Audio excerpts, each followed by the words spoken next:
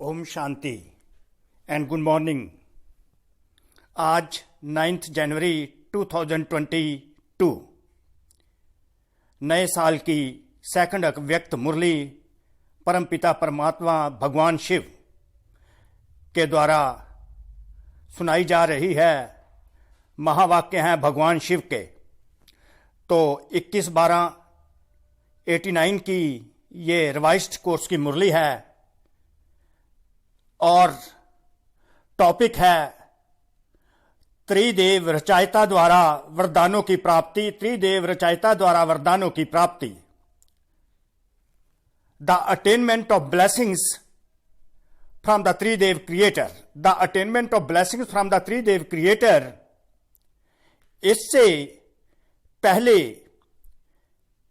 कि इस अव्यक्त मुरली में परमात्मा ने क्या क्या कहा, हम आगे बढ़ें तो अपनी अपनी अव्यक्त स्थिति सोल कॉन्शियस स्टेज में आ जाइए। और जैसे कि वरदानों की प्राप्ति टॉपिक है त्रिदेव रचयिता द्वारा, तो वरदानों की प्राप्ति इस ईश्वरीय गीत के साथ।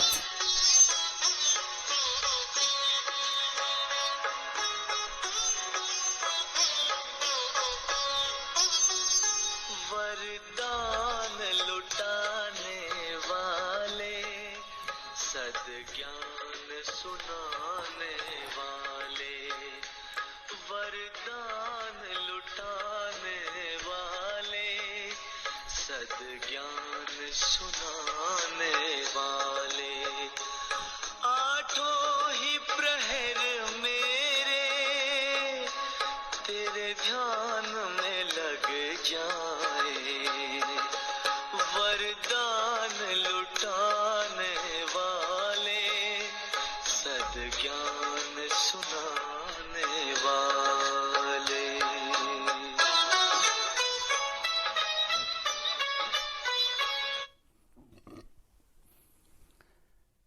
तो अव्यक्त मुरली, इसमें परमपिता परमात्मा जिनको त्रिदेव रचयिता भी कहा जाता है, इस सृष्टि के रचयिता, साकार सृष्टि के रचयिता और आकार सृष्टि के भी रचयिता भगवान शिव, जो ब्रह्मा तन में आकर अपने मुख वंशावली ब्राह्मण आत्माओं को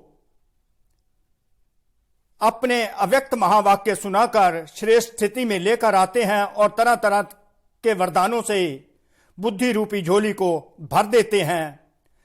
और कौन कौन से वरदान देते हैं, डिफरेंट टाइप्स के ब्लेसिंग्स और दुआएं परमात्मा उन बच्चों को देते हैं जो बच्चे परमात्मा के साथ योग लगाते हैं। तो परमात्मा हमेशा अपने बच्चों को यही कहते हैं, तुम मुझे याद करो तो परमात्म दुआओं के साथ तुम्हारे जो विक्रम है वो सब विनाश हो जाएंगे। तो आत्मा एब्सोल्युटली पवित्र बन जाएगी, 100% प्योर बन जाएगी। जिस स्थिति से 100% प्योरिटी से आई थी, उस 100% प्योरिटी में जाने के लिए बाबा बच्चों को डिफरेंट टाइप्स के वरदान देते हैं। त्रिदेव हैं, 3 प्रकार से हमको हमारी पालना करते हैं अपने बच्चों की। त्रिदेव रचयिता हैं और त्रिदेव रचयिता ब्रह्मा विष्णु शंकर के भी रचयिता हैं, जिनको आकार रचना कहते हैं। तो हम बच्चे जो इस साकार सृष्टि में रहते हैं वो साकार रचना है। तो कौन कौन से वरदानों से परमात्मा हमारी झोली भरते हैं, साथ साथ इसका मंथन भी चलता जाएगा ताकि हर बच्चे को एक एक मीनिंग पता चलता चले और एक्सप्लेनेशन पता चलता चले। बाकी बच्चे अपने आप भी मनन चिंतन करते रहते हैं। तो कैसे परमात्मा इसका आरंभ करते हैं। आज त्रिदेव रचयिता, त्रिदेव रचयिता तीनों देवों को रचने वाले, ब्रह्मा विष्णु शंकर को रचने वाले, अपनी साकारी और आकारी रचना को देख रहे हैं।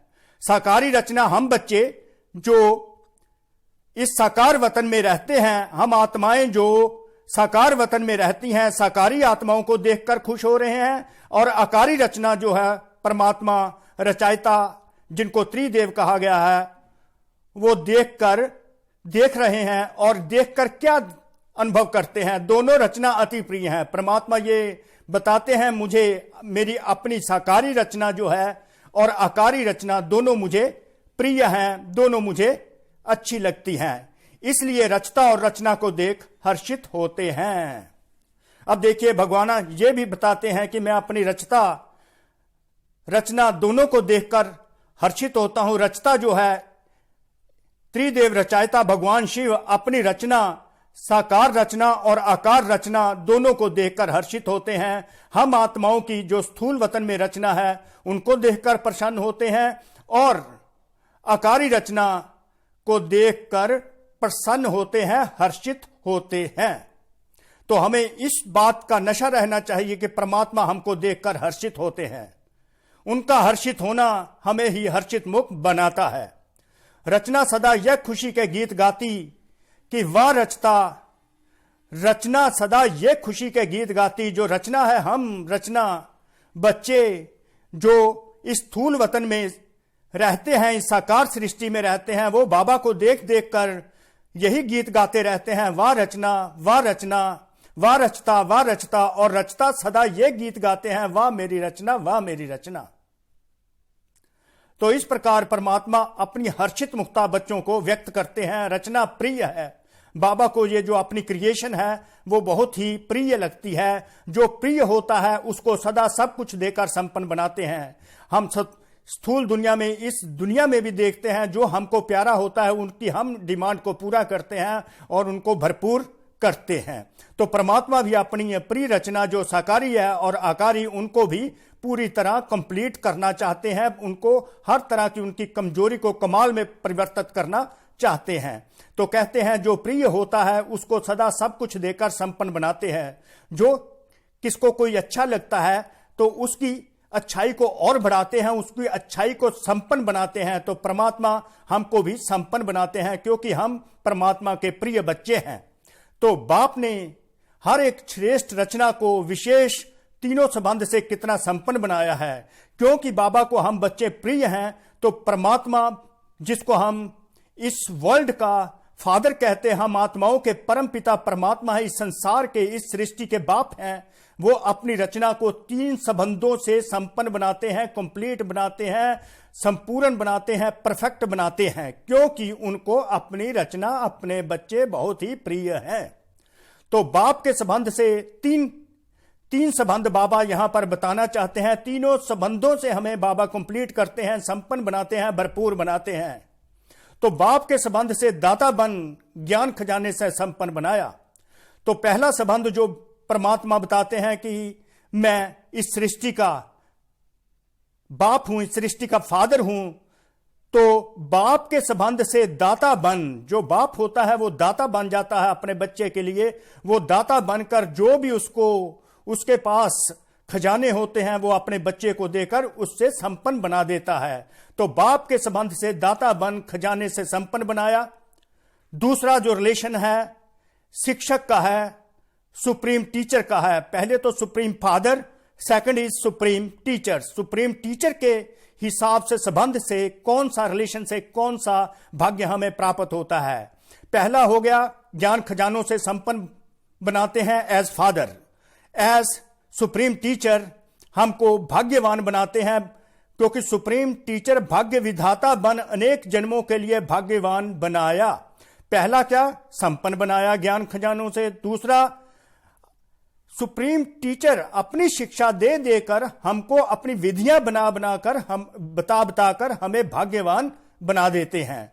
और सतगुरु के रूप में थर्ड है, सतगुरु के रूप में रिलेशन जो है, पहला है as a father, supreme father, as a supreme teacher, and the third is as a Satguru. Satguru के रूप में वरदाता बन वरदानों से झोली भर देते हैं, हमारी बुद्धि रूपी झोली को दुआओं से भर देते हैं। तो तीन रिलेशन से हमें संपन्न बनाते हैं, बाप के रिलेशन से, शिक्षक के रिलेशन से, सतगुरु के रिलेशन से।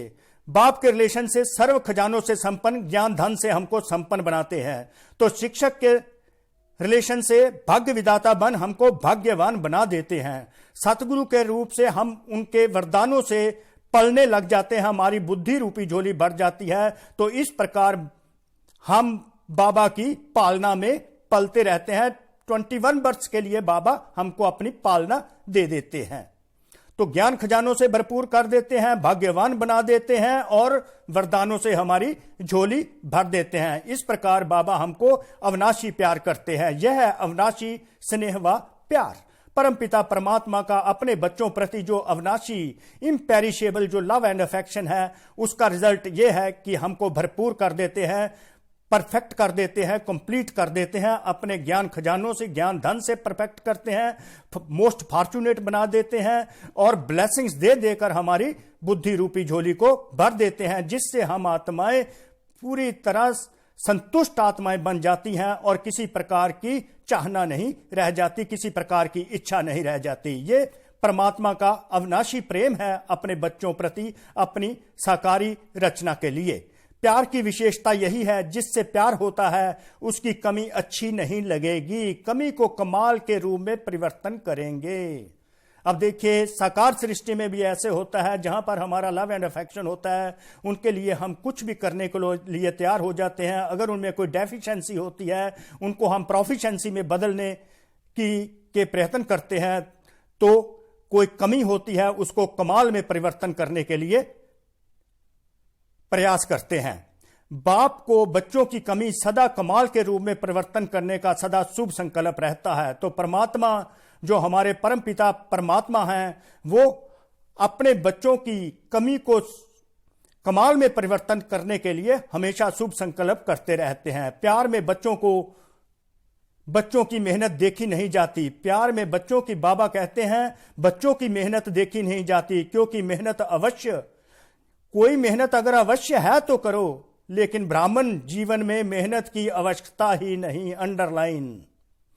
बाबा कहते कि मैंने आपको भरपूर कर दिया है, आपकी कमियों को कमाल में परिवर्तित कर दिया है। अगर कोई मेहनत करने की जरूरत है तो मेहनत करो, अदरवाइज क्या है, ब्राह्मण जीवन में मेहनत की कोई आवश्यकता ही नहीं।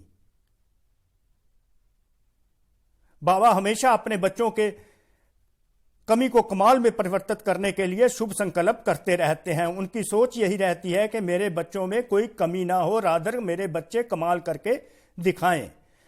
प्यार में बच्चों को मेहनत बाबा नहीं देख सकते, क्योंकि मेहनत अवश्य हो तो करो, लेकिन ब्राह्मण जीवन में मेहनत की आवश्यकता ही नहीं, क्योंकि दाता विधाता वरदाता तीनों संबंधों से इतने संपन्न बन जाते हो जो कि बिना मेहनत रूहानी मौज में रह सकते हो। अंडरलाइन। बाबा कहते हैं कि मैं तीनों संबंधों से बच्चों को इतना कुछ संपन्न बना देता हूं कि हमेशा वो बिना मेहनत ही रूहानी मौज में रह सकते हैं, क्योंकि दाता विधाता वरदाता तीनों संबंध से इतने संपन्न बन जाते हो जो बिना मेहनत रूहानी मौज में रह सकते हो। अंडरलाइन।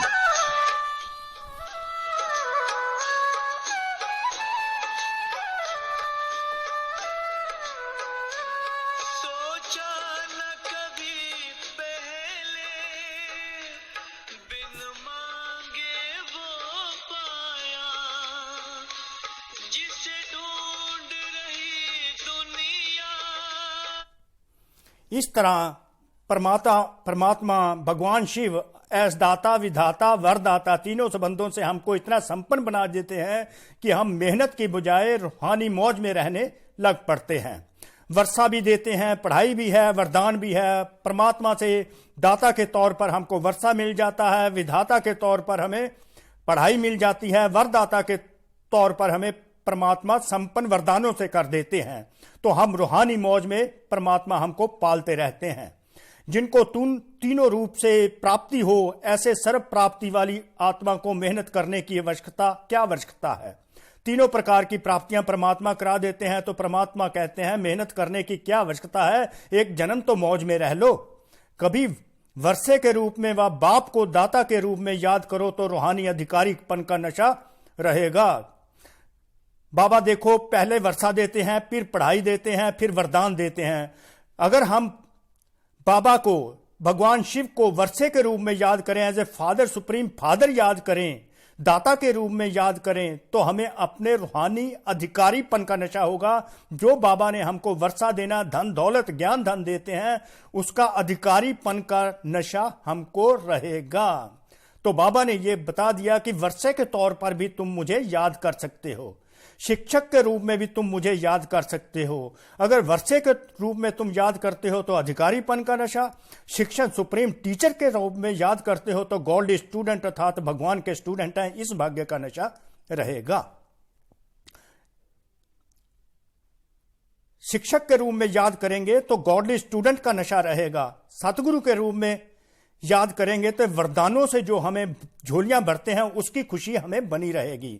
तो हमको वरदानों से बाबा चला रहे हैं, हमारी पालना वरदानों से कर रहे हैं। तो हम कह सकते हैं वर्षे के रूप में पालना, शिक्षक के रूप में पालना, सतगुरु के रूप में पालना बाबा हमको कर रहे हैं। वरदानों से हमारी प्राप्ति करवा रहे हैं। त्रिदेव रचयिता द्वारा वरदानों की प्राप्ति होती है, अर्थात वरदानों से हम पलते रहते हैं। परमात्मा के वर्षे की याद से पलते रहते हैं, शिक्षक रूप से याद करके गॉडली स्टूडेंट के रूप में नशे में रहकर पलते रहते हैं। सतगुरु से जो वरदान मिलते हैं उन वरदानों से हम पलते रहते हैं। हर कर्म में श्रेष्ठ मत वरदाता का वरदान है, अंडरलाइन।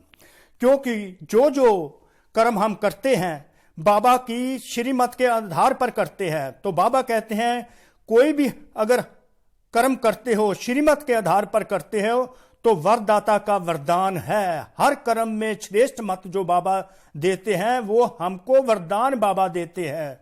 जो हर कदम श्रेष्ठ मत से चलते हैं उसको हर कदम में कर्म की सफलता का वरदान सहज और स्वतः अवश्य प्राप्त होता है। जो बच्चे परमात्मा की श्रेष्ठ मत के अनुसार हर कर्म करते हैं उनको वरदान की प्राप्ति ऑटोमेटिकली और अवश्य ऑटोमेटिकली और डेफिनेटली होती है। तो इसलिए परमात्मा हमको यह बताना चाहते हैं कि अगर बच्चे तुम श्रेष्ठ मत से हर कर्म करते हो, हर कदम उठाते हो तो सफलता का वरदान अवश्य है, सफलता का वरदान अवश्य है। अगर कोई भी कर्म मेरी याद से करते हो, मेरी श्रेष्ठ मत से करते हो, यह कभी हो नहीं सकता कि सफलता ना मिले, क्योंकि सफलता का वरदान सहज और अवश्य प्राप्त होता है, अंडरलाइन। तो यहां से हमने ये देखा कि परमात्मा हमको बता रहे हैं कि हर कर्म मेरी श्रेष्ठ मत से करोगे तो सफलता इनविटेबल है, सफलता आपके पांव चूमेगी। तो सतगुरु की श्रेष्ठ मत श्रेष्ठ गति को प्राप्त कराती है। तो सतगुरु की जो जो श्रेष्ठ मत है हमको एलिवेटेड डायरेक्शंस परमात्मा देते हैं, जो इंस्ट्रक्शंस देते हैं। इफ अगर हम उन इंस्ट्रक्शंस के अनुसार कार्य करते हैं तो हमको श्रेष्ठ गति प्राप्त होती है, स्पेक्टाकुलर हमें सक्सेस मिलती है। श्रेष्ठ गति अर्थात हमें बहुत ही सहज सफलता मिल जाती है। श्रेष्ठ मत से कार्य करने से जो रिजल्ट मिलता है वो सफलता का मिलता है, हमें सक्सेस मिलती है, अपने प्राप्त होती है। गति और सदगति तो प्राप्त कराते ही हैं बाबा, गति और सदगति को प्राप्त कराती है, गति सदगति को प्राप्त कराती है। श्रेष्ठ मत बाबा की हमको गति देती है, सदगति देती है अर्थात शांति देती है, सुख देती है, सफलता देती है। और ये सफलता का वरदान बाबा कहते अवश्य है ही है और ऑटोमेटिकली है। अगर तुम श्रेष्ठ मत से हर कार्य करते हो, अगर हर कार्य श्रेष्ठ मत से करते हो तो सफलता का वरदान सहज स्वतः और अवश्य प्राप्त है, अंडरलाइन।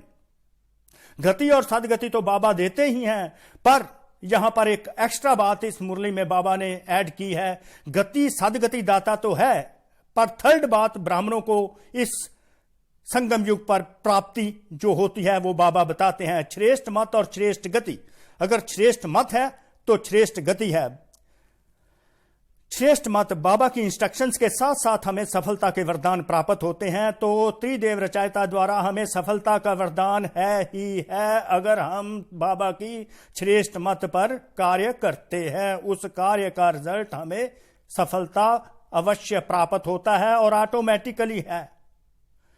अपने स्वीट होम अर्थात गति, स्वीट होम परम धाम शांति धाम में हमें शांति की प्राप्ति होती है और उसके बाद हम स्वीट राज्य में सतयुग में आ जाते हैं, जहां पर हमें सदगति की प्राप्ति होती है। कि हमें वहां पर जीवन में सुख प्राप्त होता है। ये दो बातें तो स्वीट होम तो हमें मिलता है, गति मिल जाती है, स्वीट राज्य में हमें सदगति मिल जाती है, ये दोनों प्राप्तियां तो हैं, अंडरलाइन आगे। लेकिन ब्राह्मण आत्माओं को एक और विशेष गति प्राप्त होती है। गति सदगति तो प्राप्त होती है, स्वीट होम और स्वीट राज्य तो प्राप्त होता है, लेकिन एक और विशेष गति ब्राह्मण आत्माओं को प्राप्त होती है। वो कौन सी विशेष गति एक्स्ट्रा है जो बाबा बच्चों को बताना चाहते हैं, ताकि बच्चे उसको भी अनुभव करते रहें और उस विशेष गति से भी पलते रहें। वह है इस समय भी श्रेष्ठ मत के श्रेष्ठ कर्म का प्रत्यक्ष फल अर्थात सफलता। वह है इस समय भी श्रेष्ठ मत के श्रेष्ठ कर्म का प्रत्यक्ष फल अर्थात सफलता। इस समय जो भी श्रेष्ठ मत के आधार पर श्रेष्ठ कर्म करते हैं तो उनका हमें प्रत्यक्ष फल अर्थात स्पेक्टाकुलर सक्सेस और सफलता प्राप्त होती है। तो वो प्रत्यक्ष फल मीन डायरेक्ट इंस्टेंट खुशी हमें उस समय ईश्वरीय नशा मिलता है। तो प्रत्यक्ष फल तीसरी गति बाबा बता देते हैं। गति स्वीट होम, सदगति स्वीट राज्य, प्रत्यक्ष फल संगम युग में हमको मिलता है। कार्य श्रेष्ठ मत के अनुसार किया, साथ ही हमें खुशी प्रत्यक्ष फल मिल जाता है। तो तीसरा हो गया प्रत्यक्ष फल।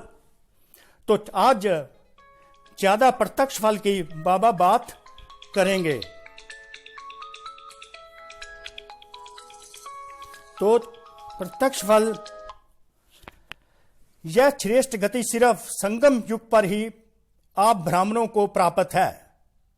यह जो श्रेष्ठ गति है प्रत्यक्ष फल की, संगम युग पर ही ब्राह्मणों को प्राप्त होती है। इसलिए कहते हैं जैसी मत वैसी गत। तो जैसी डायरेक्शन मिलती है, डायरेक्शन किसकी मिलेगी? परमपिता परमात्मा भगवान शिव की डायरेक्शंस के अनुसार अगर हम कार्य करते हैं तो हमें प्रत्यक्ष फल की भी प्राप्ति होती है, जो एक एक्स्ट्रा ऑर्डिनरी है। गति, सदगति और प्रत्यक्ष फल की विशेष गति। तो जैसी मत वैसी गत। वो लोग तो कहते हैं मरने के बाद गति मिलेगी, इसलिए अंतमति सो गति कहते हैं। दुनिया वाले तो यही कहते हैं अंतमति सो गति, जब मर जाएंगे उसके बाद गति मिलेगी। लेकिन आप ब्राह्मण आत्माओं के लिए इस अंतिम मर जीवा जन्म में हर कर्म की सफलता का फल अर्थात गति प्राप्त होने का वरदान मिला हुआ है। यह वरदान भी नोट कर लीजिए। तो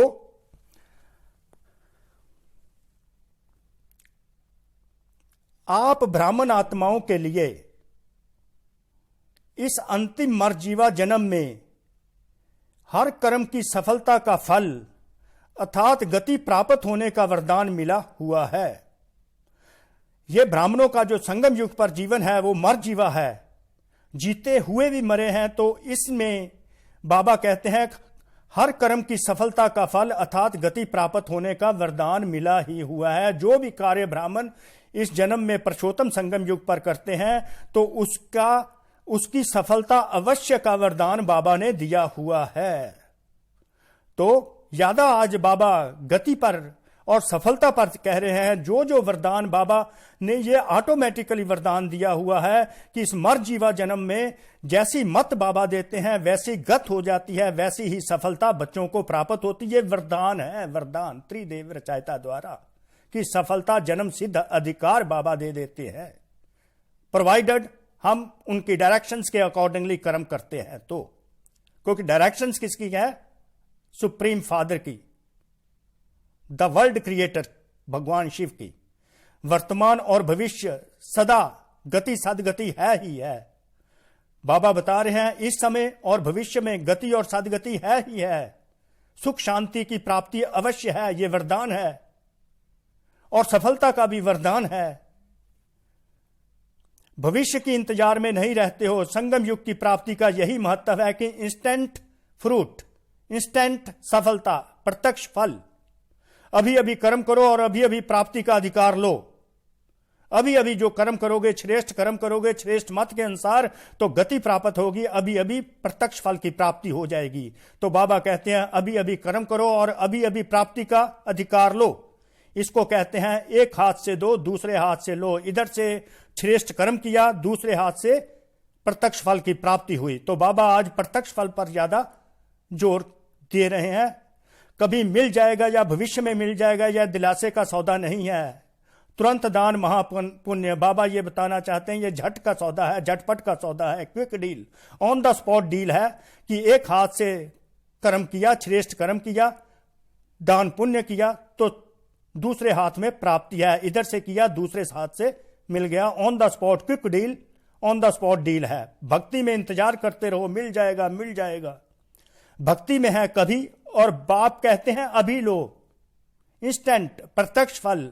अभी अभी खुशी की प्राप्ति करो, अभी अभी सफलता का फल ले लो, सफलता का वरदान, क्योंकि तुमको ऑटोमेटिकली संगम युग पर परमपिता परमात्मा त्रिदेव रचयिता द्वारा मिला ही हुआ है। भक्ति में इंतजार करते रहो, मिल जाएगा, मिल जाएगा। भक्ति में है कभी, और बाप कहते हैं अभी लो। आदि स्थापना में आपकी प्रसिद्धता थी कि यह साक्षात्कार, यहां साक्षात्कार झट होता है, और होता भी था। तो आदि से झट का सौदा हुआ, इसको कहते हैं रचता का रचना से सच्चा प्यार। तो सफल गति, सदगति और प्रत्यक्ष फल की प्राप्ति, ये रचता का हम बच्चों के लिए सच्चा प्यार दर्शाता है। सारे कलम में ऐसा प्यार कोई हो नहीं सकता। इस पुरुषोत्तम संगम युग में ऐसा प्यार का कोई पैरेलल नहीं है। ये परमपिता परमात्मा द्वारा बच्चों को प्यार मिल रहा है, जिससे गति मिलती है, सदगति मिलती है, और सफलता का वरदान हमेशा है ही है। तो ऐसा प्यारा कोई हो नहीं सकता, भगवान स्वयं बता रहे हैं। इसलिए बाप को बच्चों की मेहनत पर रहम आता है। बाप नहीं चाहते, परमात्मा नहीं चाहता कि मेरे बच्चे मेहनत करते रहें, मौज में रहें। वरदानी सदा वर्षे के अधिकारी कभी मेहनत नहीं कर सकते। बाबा कहते जिन बच्चों को मैं वरदान देता हूं, वो वरदान और सदा वर्षा दे देता हूं। वर्षे के जो अधिकारी मेरे बच्चे हैं, वरदानी जो बच्चे हैं, वो कभी मेहनत नहीं कर सकते। बाबा बच्चों की मेहनत देखकर रहम करते हैं। भाग्य विधाता शिक्षक के भाग्यवान बच्चे सदा पास विद ऑनर होते हैं। अंडरलाइन। स्वयं भगवान की यह डेक्लेरेशन है, प्रोक्लामेशन है अपने बच्चों प्रति कि जो मेरे बच्चे भाग्य विधाता, एज सुप्रीम टीचर के जो मेरे बच्चे हैं, मेरे भाग्यवान बच्चे हैं, वो पास विद ऑनर होते ही हैं। ना फेल होते, ना कोई व्यर्थ बात फील करते हैं। तो कोई व्यर्थ फील नहीं करना, ना फेल होना है। तो इस प्रकार बाबा हमारी वरदानों से झोली बढ़ते जा रहे हैं। मेन वरदान आज सफलता का है, प्रत्यक्ष फल का है। गति और सदगति दाता तो हैं ही हैं, प्रत्यक्ष फल दाता भी भगवान हो गए। तो मेहनत करने के कारण दो हैं। आगे बाबा बताते हैं कि मेहनत के दो कारण हैं। या तो माया के विघ्नों से फेल हो जाते, व संबंध संपर्क में, चाहे ब्राह्मणों के चाहे अज्ञानियों के, दोनों संबंध में कर्म में आते छोटी छोटी सी बातों में व्यर्थ फील कर देते हैं, जिसको आप लोग फ्लू की बीमारी कहते हैं। तो बाबा कहते छोटी छोटी बातें जो है ब्राह्मण बच्चे फील कर जाते हैं, तो फ्लू की बीमारी लग जाती है, फील कर जाते हैं। तो फील करने से क्या क्या होता है, जैसे आम दुनिया में फ्लू की बीमारी होती है तो शरीर को क्या होता है, तो यहां पर मन की स्थिति बाबा एक्सप्लेन करेंगे। फ्लू क्या करता है, एक तो शेकिंग, हलचल होती है, शरीर कांपता है, उससे शरीर हिलता है, शरीर कांपता है, और यहां आत्मा की स्थिति हिलती है, मन हिलता है, मुख कड़वा हो जाता है। यहां भी मुख से कड़वे बोलने लग पड़ते हैं। और क्या होता है, कभी सर्दी कभी गर्मी चढ़ जाती है। यहां भी जब शेकिंग आती है, शरीर कांपता है, तो अंदर जोश आता है, गर्मी चढ़ती है। इसने यह क्यों किया, यह क्यों किया, यह जोश है। अनुभव हो तो अनुभवी तो हो ना। बाबा कहते हैं ये सब पता है बच्चों को। और क्या होता, खाना पीना कुछ अच्छा नहीं लगता। यहां भी कुछ ज्ञान की भी बातें अच्छी अच्छी सुनाओ तो वो अच्छी नहीं लगती। आखिर रिजल्ट क्या होती है, जब फीलिंग होती है तो क्या होती, कमजोरी आ जाती है। यहां भी कुछ समय तक कमजोरी चलती है। इसलिए ना फेल हो ना फील करो। परमात्मा कहते हैं फेल नहीं होना, ना फील करना है, व्यर्थ फीलिंग में नहीं जाना। इस व्यर्थ फीलिंग को समाप्त करने के लिए परमात्मा अपने बच्चों को क्या एडवाइस करते हैं, शुद्ध फीलिंग रहे। बाप दादा श्रेष्ठ मत देते हैं, एक और श्रेष्ठ मत नोट कर लीजिए, शुद्ध फीलिंग में रहना, प्योर फीलिंग्स में रहना है। और बाबा कौन कौन सी प्योर फीलिंग्स बताकर हमारी अशुद्ध फीलिंग्स जिससे हम फील कर जाते हैं वो समाप्त कराते हैं। तो वो कौन सी श्रेष्ठ मत है, मैं सर्वश्रेष्ठ अर्थात कोटों में कोई आत्मा हूं, मैं सर्वश्रेष्ठ अर्थात कोटों में कोई आत्मा हूं, मैं देव आत्मा हूं, मैं महान आत्मा हूं, मैं ब्राह्मण आत्मा हूं, मैं विशेष पाठधारी आत्मा हूं। इस फीलिंग, ये सारी शुद्ध फीलिंग है, श्रेष्ठ मत है। इस फीलिंग में रहने वाले को व्यर्थ फीलिंग का फ्लू नहीं होगा। इस शुद्ध फीलिंग में रहो। जहां शुद्ध फीलिंग होगी वहां अशुद्ध फीलिंग नहीं हो सकती। तो फ्लू की बीमारी से अर्थात मेहनत से बच जाएंगे और सदा स्वयं को ऐसा अनुभव करेंगे कि हम वरदानों से पल रहे हैं, वरदानों से उड़ रहे हैं, वरदानों से सेवा में सफलता प्राप्त कर रहे हैं। तो बाबा ने अशुद्ध फीलिंग्स को समाप्त करने के लिए बच्चों को ये श्रीमत दी कि शुद्ध फीलिंग्स में रहो कि मैं एक श्रेष्ठ आत्मा हूं, परम परमात्मा सुप्रीम टीचर का मैं एक गॉडली स्टूडेंट हूं। इस प्रकार के शुद्ध फीलिंग में रहेंगे तो अशुद्ध फीलिंग नहीं आएगी। तो और ऐसे अनुभव करेंगे कि वरदानों से पल रहे हैं, वरदानों से उड़ रहे हैं, वरदानों से सेवा में सफलता प्राप्त कर रहे हैं।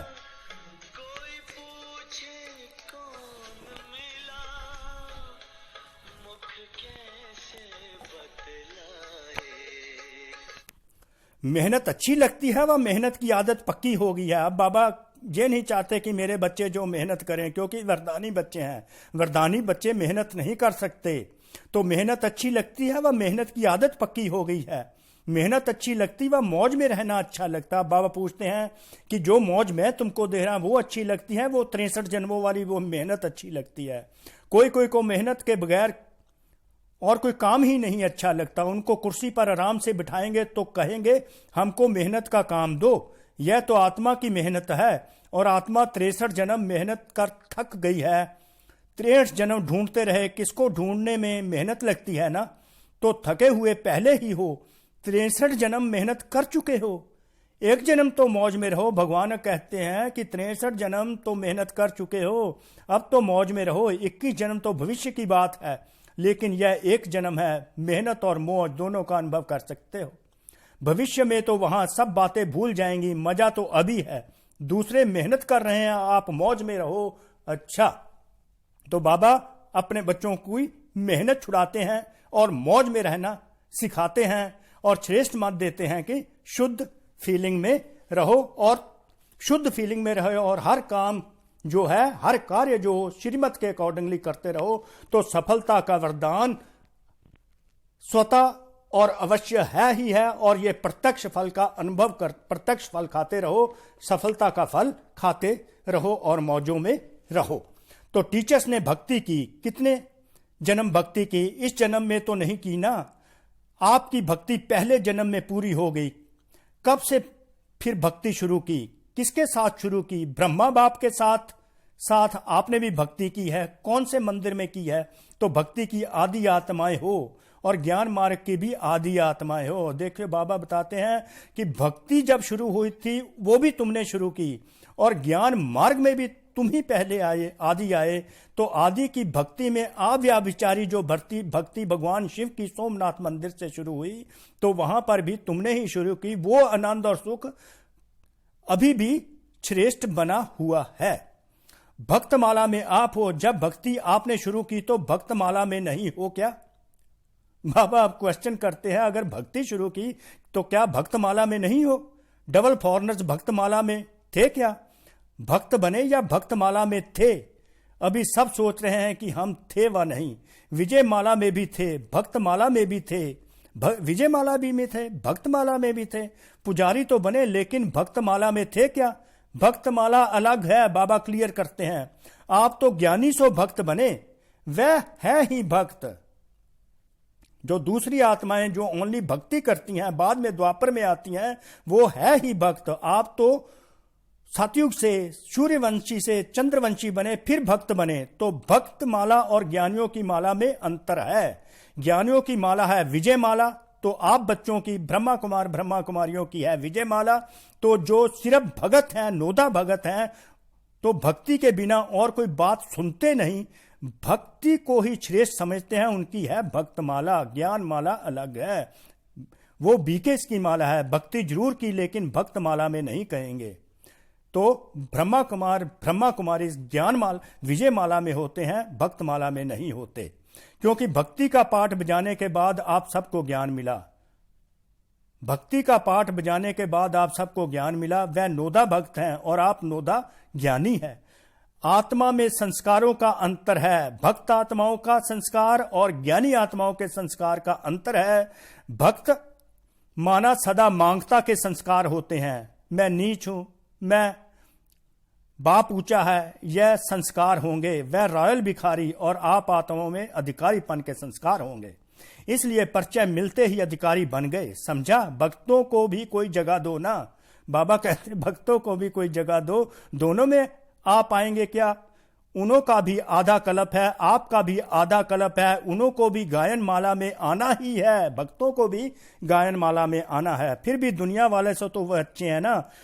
और तरफ तो बुद्धि नहीं ना भक्तों की जाती, बाप की तरफ ही बुद्धि जाती है। शुद्ध तो रहते हैं, इसलिए वो गायन माला में पवित्रता का फल मिलता है गायन योग्य होने का। तो भक्त गायन योग्य बन जाते हैं।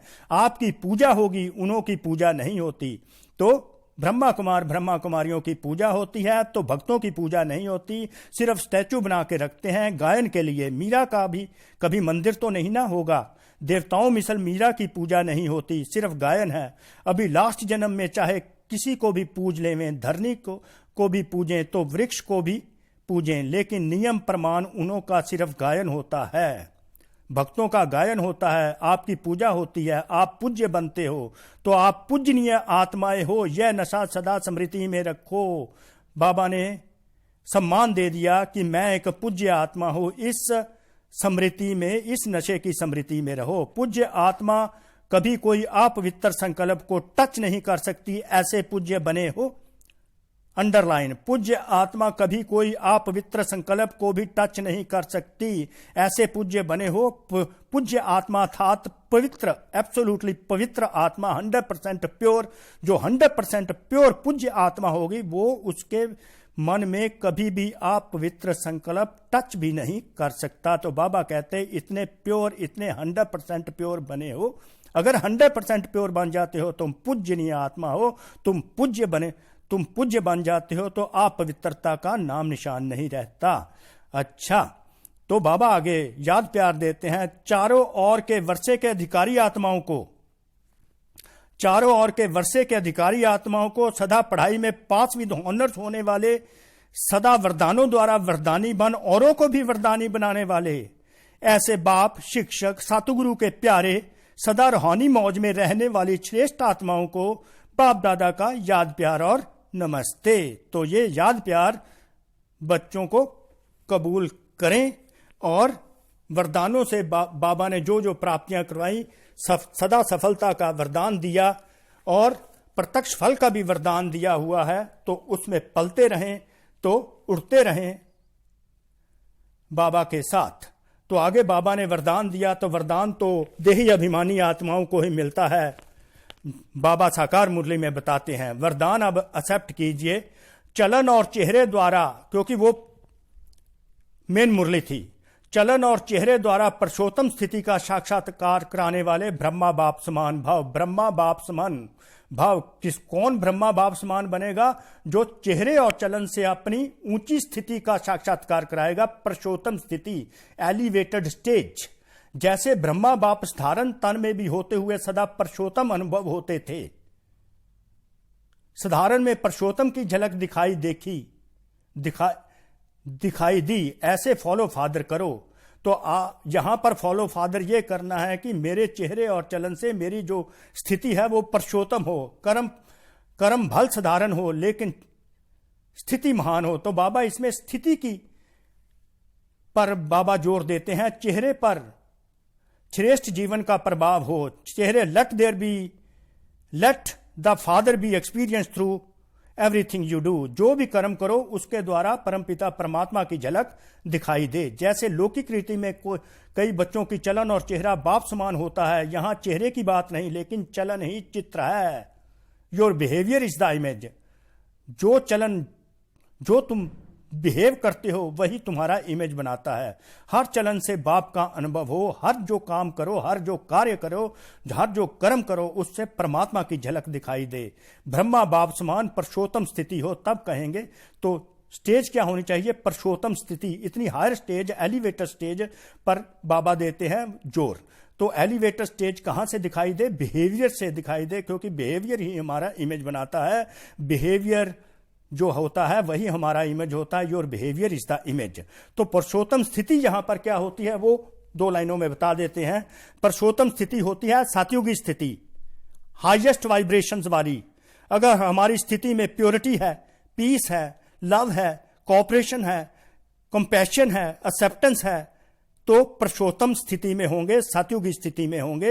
हमारी सोच, हमारे बोल, हमारे कर्म, हमारे संबंध संपर्क सब सुखदायी होंगे। सोच सुखदायी, बोल सुखदायी, कर्म सुखदायी। हमारी स्थिति जो होगी आत्मिक स्थिति होगी, सोल कॉन्शियस स्थिति, प्योरिटी की स्थिति, peace, love, cooperation, acceptance, compassion. तो ये है हमारी ऊंची स्थिति। अगर ये ऊंची स्थिति हो जाएगी हमारे बिहेवियर में, हम बिहेव करेंगे प्योरिटी के साथ, पीस के साथ, लव के साथ, कोऑपरेशन के साथ, कंपैशन के साथ, एक्सेप्टेंस के साथ, तो जिससे अन्य आत्माओं को सुख की प्राप्ति होगी, हम सुख देने वाले सुखदाता बनेंगे, तो हम बाप समान बन जाएंगे। ये है पुरुषोत्तम स्थिति।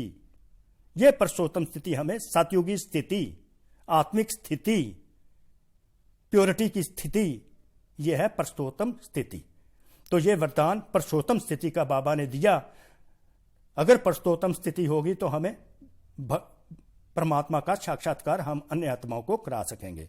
तो स्लोगन जो है, मतलब एक रस स्थिति भी कह सकते हैं। जो एक रस स्थिति के श्रेष्ठ आसन पर स्थित रहता है वही तपस्वी है, वही साक्षात्कार करवा सकता है। एक रस स्थिति के जो स्टेबल स्टेज में रहता है, कभी हलचल में नहीं आता, प्योरिटी की स्टेज में रहता है, वही पुरुषोत्तम स्थिति है। तो स्लोगन भी पुरुषोत्तम स्थिति का ही है। जो एक रस स्थिति के श्रेष्ठ आसन पर स्थित रहता है वही तपस्वी है। तो ये मेन मुरली और वरदान। तो इसी वरदानों से बाबा आज त्रिदेव रचयिता ने हमें वरदानों की प्राप्ति की कराई। तो मेन वरदान सफलता का वरदान है ही है। तो इस वरदान से हम पलते रहें, प्रत्यक्ष फल की प्राप्ति करते रहें। जो जो कर्म करें हम श्रेष्ठ मत से करते रहें, तो भगवान हमें पालते रहेंगे, हमें सफलता देते रहेंगे।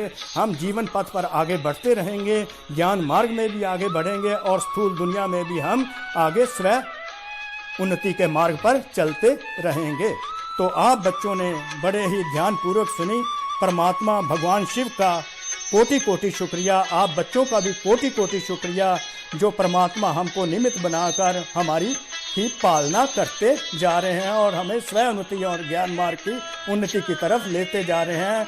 शुक्रिया त्रिदेव रचयिता का, शुक्रिया त्रिदेव रचयिता भगवान शिव का।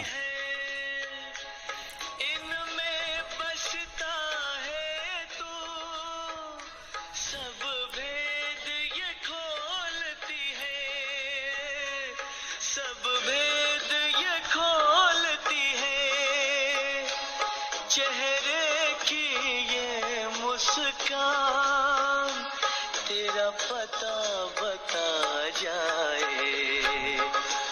वरदान लुटाने वाले सद्ज्ञान